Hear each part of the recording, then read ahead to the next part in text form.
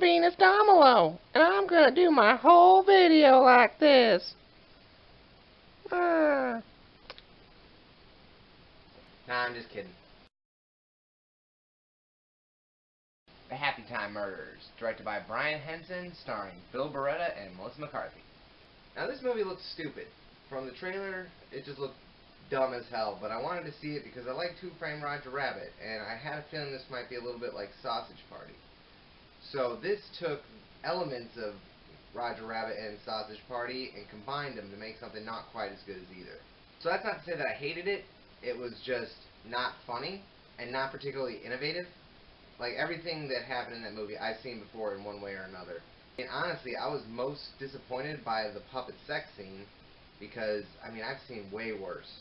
Team America World Police, I think everyone's seen, but also Anomalisa, that's got the record for the most awkward puppet sex scene I've ever seen. This one was just, loud and fast, and that pretty much explains most of the humor in this movie. It's just loud, and if they say cuss words, you'll laugh at it, and it's just, I barely cracked a smile throughout the whole movie, and that was only to stuff that Joel McHale was saying as a secondary character, and even that was just twinged with sadness because Netflix canceled his show, and I liked his show. I missed the soup. With Sausage Party, I didn't think it was all that funny either, like especially in the first half before the plot and the allegory started kicking in. I really didn't like that movie until the message. The message is what really saved it, and this one didn't even have it.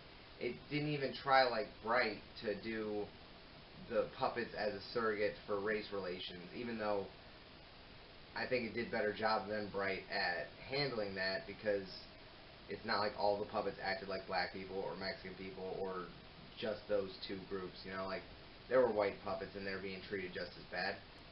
So it doesn't go too far to say that it was better than Bright at being a racial allegory, because really neither of them were any good.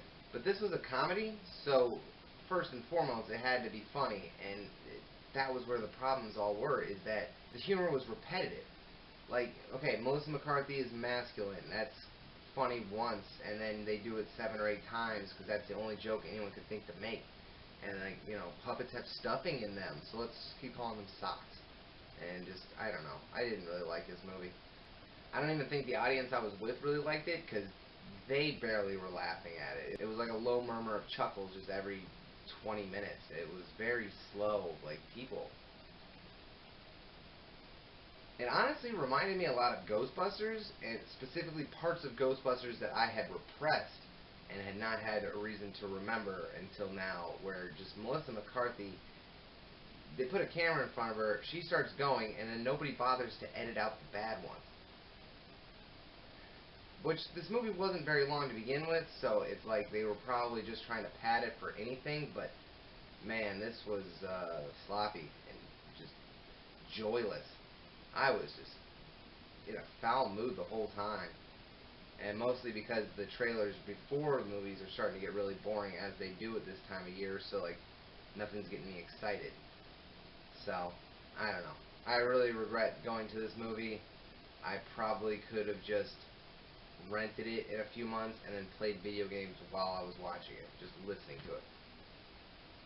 And I would have had the exact same effect. Because I don't really like physical comedy. I was not really a huge fan of Chris Farley, and Melissa McCarthy being the new Chris Farley doesn't work for me.